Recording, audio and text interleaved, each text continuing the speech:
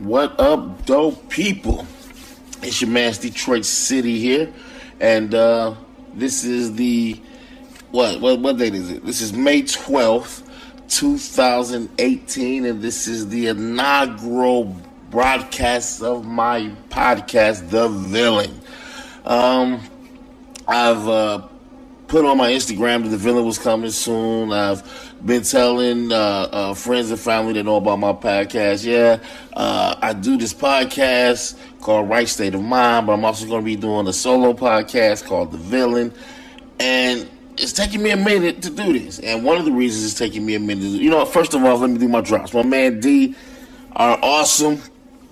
Back behind the curtain, editor D out in California. Let me give it up to you, D. This man works magic for us. As a matter of fact, when I say this is the very first Villian show ever, maybe you can put some whistles and some horns or something in the background, or crowd cheering. Yeah, clapping. Put some clapping in the background, something. Hook me up, D. But no, seriously, let me do my drops. What's up, people? This is your man, Detroit City. You listen to The Villian. If you want to reach me, you can reach me on Instagram, Detroit City at It's City Baby. You can hit me up on Twitter. Catch me at It's City Baby, all one word. It's City Baby. What up, though? Yeah, so, what took me so long to finally go ahead and do it, because I'm like, man, where do I want to go with this? I want to be me, but I want the people to understand me. Because one of the reasons I named the show The Villian is because I believe I think a little different. I have people from both sides jump on me, conservatives and liberals, because, for one, I'm an independent, and also I believe that they're missing a lot of common sense. Now, when it comes to liberalism, man, they are so out there. It's like anything that defies common sense and nature, they want to support.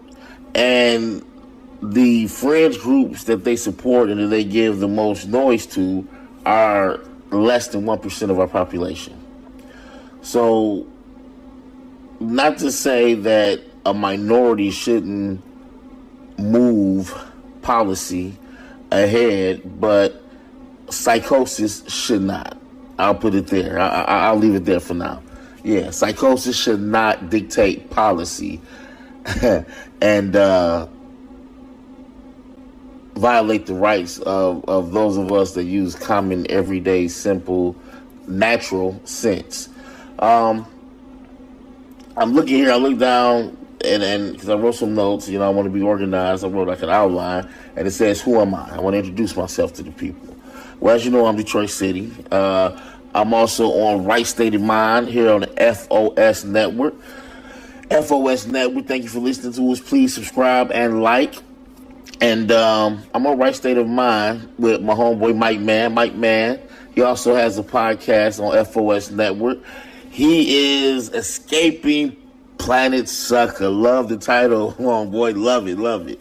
So check him out. Escaping Planet Sucker. That's my man Mike Man. Right on here on FOS Network. Once again, please subscribe and like. And also, you guys know Mickey is also on Right State of Mind with us. And she has a podcast that will be coming in the near future. So look out for that.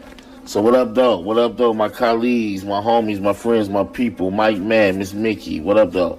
Yeah, so, as I was saying, I want to be me. I want the people to know who I am. I don't want to have to be apologetic.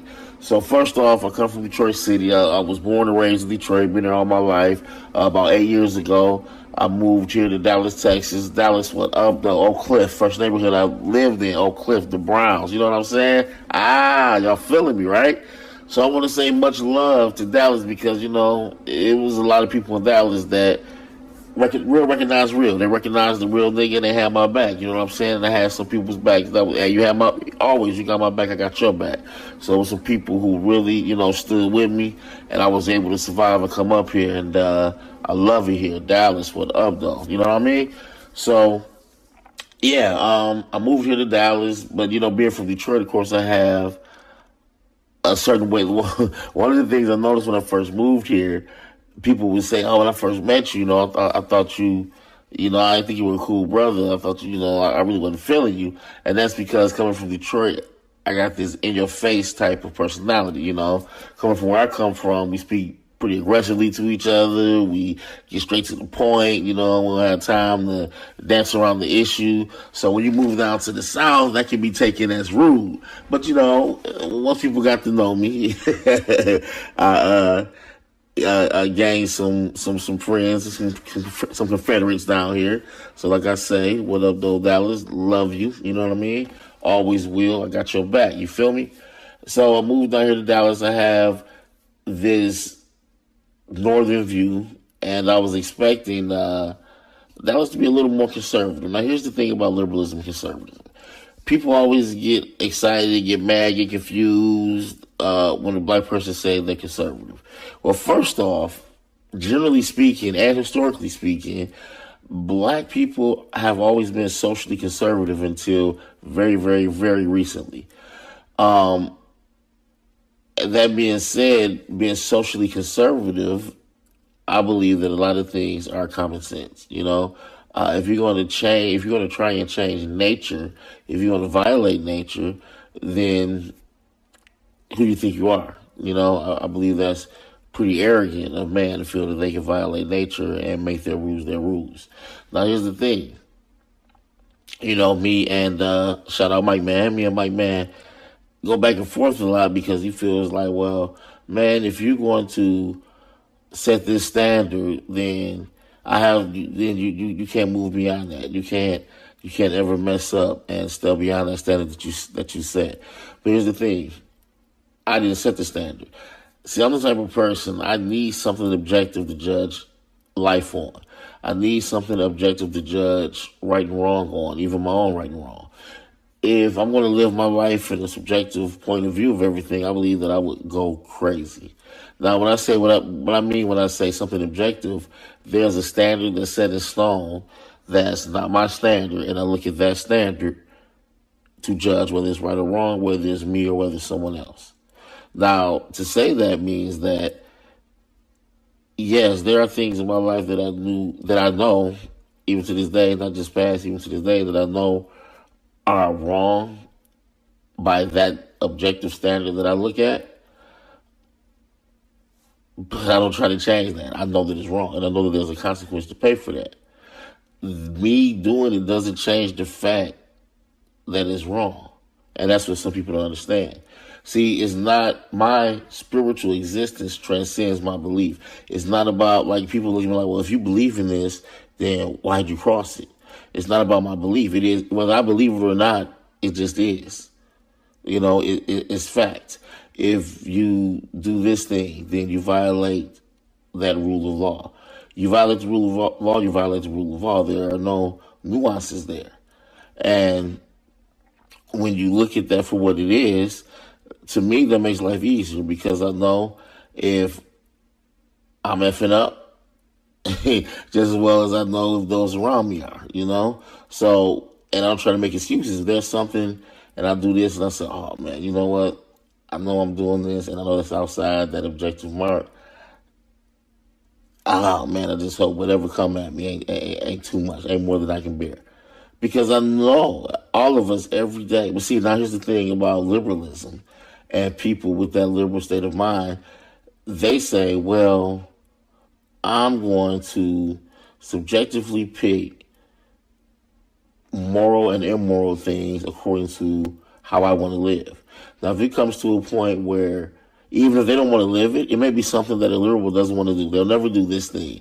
To them, I think it's crazy, it's wild, I'll never ever do that, I can even do it. But they won't come down on that other liberal for doing it because there's things that they do and that they want to do and they don't want anybody to call them out on it. So in a lot of ways, liberalism is, hey, you know what? As long as you don't bother me, you go have your fun over there because I'm sure having my fun over here. And some people look at that and say, hey, yeah, that's cool. That's how the world should be. So what, we should have anarchy? We should violate rules of nature just to have fun? So you're telling me that the world can't be fun if we are not violating rules of nature? Come on. All right? So that's one of my biggest things about liberalism. Now to jump back to conservatism, one of the reasons it blows people's mind if they find out that a black person has conservative views, conservative thoughts, conservative ideology about things, is because racism. Conservatives are so married to racism that I don't believe that they'll ever be able to get the stench off of them. If you look at pretty much, I think you'll be hard pressed to find a conservative policy or law that's not either dripping in racism, or if you look at it, you say, come on, bro. You know what I mean? It's like you can always find some sort of either overt or invert racism attached to conservative policy or law. So, that's the knock on conservatism. So, but you know what? At the same time, once again, jumping back to liberalism and Democrats, black people, I need y'all to do me a favor. Pick up a mirror. Look in the mirror right now. Go in the bathroom. Look in the mirror. I'm going to give you a chance to do this. I'm going to give you a little minute. I want you to look at yourself. And I want you to look at that beautiful skin, whether it's chocolate or whether it's almond or whether you're pale. Because some of us are pale. I don't care what complexion it is. But if you are a black person, I need you to look in that mirror and see that beauty. I need you to see the generations of excellence in that DNA. And I want you to look at that melanin and see the strength, power, and the use of knowledge, if you reach for that knowledge, that comes to you from that melanin. I want you to understand how powerful you are. I want you to understand where you come from. And then I want you to say to yourself, I deserve better. Now, when Donald Trump won the presidency, people lost their ever-loving mind. Now, first, let me clear up. Do I like Donald Trump? No.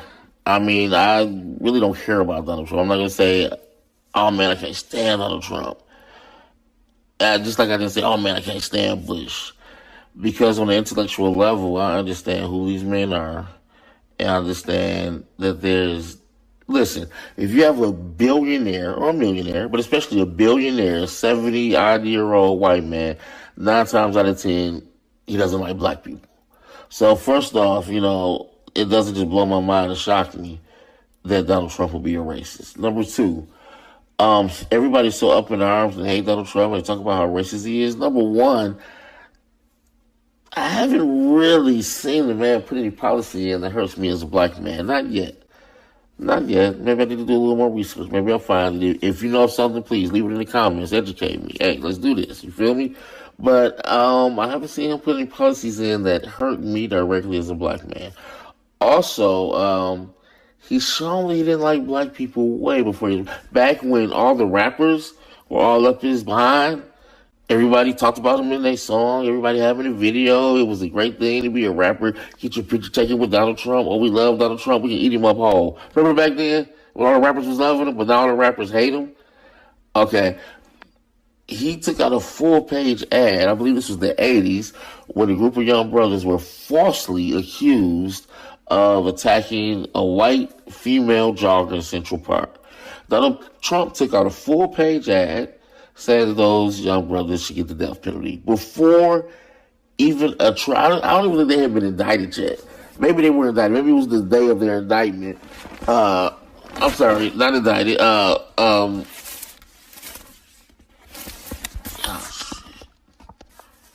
I'm sorry, people. That's not what I'm trying to say. Not indictment. Arraigned. I don't even know if they have been arraigned yet.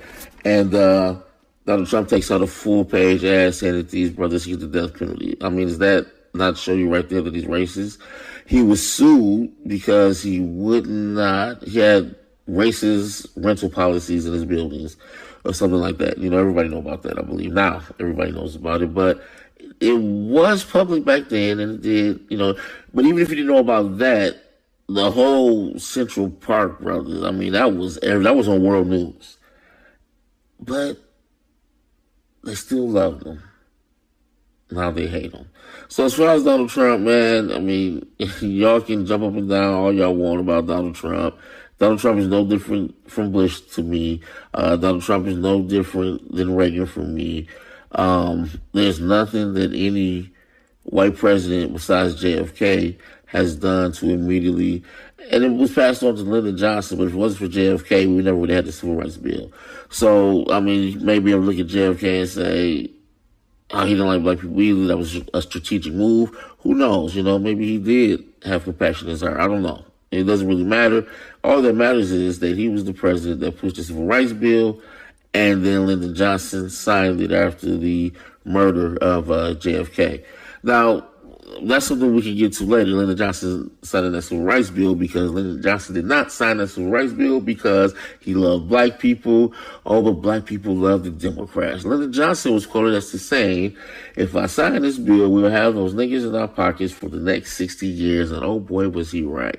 You got all these black people crying because Hillary Clinton did not win, when Hillary Clinton, in my opinion, is a more dangerous person than Donald Trump. Hillary Clinton supports fully Planned Parenthood in the black community, which is a tool to bring upon the genocide of our people. Planned Parenthood is absolutely a tool used to bring upon the genocide of our people.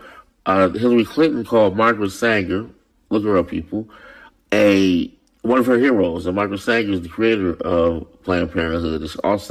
She was behind eugenics before the Germans. That's another topic. But when the Germans got into eugenics, it was an idea that came from America. But we'll talk about that on another podcast. But yeah, so, you got this woman talking about, and let's not forget when she called people, if you were out there in the 90s, if you were out there getting it in the 90s, you know what I'm saying, if that was your era, and you were a black man, then she called you a dog because she said that you are a super predator that needs to be called to heal. Now, do you call humans to heal? I don't think so. You call pets, you call animals, you call dogs to heal. And her and her husband responsible for racist policy. Ooh, the Democrats are responsible for racist policy. Yes, they're responsible for racist policy that broke up many black homes and changed the entire landscape in the black community. So I don't see why y'all got your heads all up Hillary Clinton's behind while she's shucking and jiving with you coming to your church pulling out hot sauce. What does that mean? Every black person should have been. You get offended by Trump. Trump didn't pull out a bottle of hot sauce talking about I keep hot sauce in my purse. But you niggas kill me. I need to get it together. Come on, for real. Let's be serious here, people.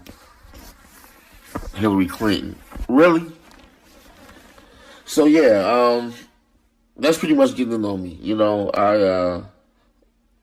So on this show, you're gonna get what I consider truth. If you're ultra liberal, you're not going to agree with me, but I still want you to listen to the show because I want to see what you say in the comments. We can have a back and forth. As a matter of fact, in my comments, give me ideas for future shows, future topics. Excuse me. Yeah, because I want this to be interactive. I want this to be a educational show. I want this to be somewhere where you can come and safely give the truth. Because believe me, if you only listen to us, if you only listen to our people, there's a woman called Karen Hunter. She has this show, and the sister is a beautiful sister. She's successful, she's powerful, but I believe that she steer our people in the wrong direction a lot of ways, because we don't take enough responsibility for today and for now. She's one of the people that believes that we should go out and vote. She was pushing Hillary Clinton strong. And she's one of those people that believe because we had ancestors and my mother believes this too. So, I'm not bashing her for it, but she believes that if you are black, we've had too many ancestors who died for our right to vote. And my view on it is you are absolutely right. So that makes my vote even more important, not to squander. And I do not believe that my dead ancestors that fought for freedom, that fought for the right to vote, would want me to lay my vote on Hillary Clinton. I don't believe that at all. So that being said, yeah, I don't support Donald Trump. I don't support Hillary Clinton. I believe that we need to put a lot of our focus on the local votes like mayor. I believe you have little more control over who gets in your mayoral office. I believe we need to look at governor. We need to look at the people that pass the laws, our representatives, our senators. We need to look at that because they're more accessible to us. You can go to your congressman's office, you can go to your senator's office, you can send letters there, you can make phone calls, you can be a real nuisance to your rep. As far as the presidency, come on, you can't reach the president. You send as many letters as you want. Besides, the president's a figurehead anyway, and we'll get into that on a future podcast. But yeah, people, if you want truth, you can't go just to us and hear truth because there's a lot of us that have our own agenda, and of course, you can't go to mainstream media because mainstream media paints us out to be the monsters and beasts of America. So if you want truth, unadulterated truth, if you want somewhere. Hey, like I said, I'm speaking truth, but you may not agree with the truth that I speak. Hey, put it down in the comments. You know what I'm saying? I'll address that. Future shows, any topic that you want to hear, put it down there. I'll pick the person, I'll shout you out, and we'll run your topic. But I guess this is enough for my very first show. Hey, D. Let me get those whistles, the hand claps, the cheering. I'm about to do something, yeah. So I guess this is enough for my very, very first show out here. You know what I'm saying? Hey, thanks, people, for tuning in. Please subscribe and like. It's your man, Detroit City. What up, dope people? I'm out. Hey, yo. Thanks for listening to the very first episode, people. Hope you listen to many, many more. I know I'll be hollering at y'all like it's like 2 million people out there listening to me or something. I ain't even on our right state of mind, I think we only got like 80 views. I don't know. Go look at it, 47 something. We ain't got that many views. But I'll be talking to y'all like it's 2 million of y'all out there listening to me. But you know what? That's because one day it is going to be 2 million of y'all out there listening to me. You know what I'm saying? From my mouth to God's ears. You feel me? But yeah, hey, thanks for listening to me, people. Listen, you can reach me at It's City Baby on Twitter.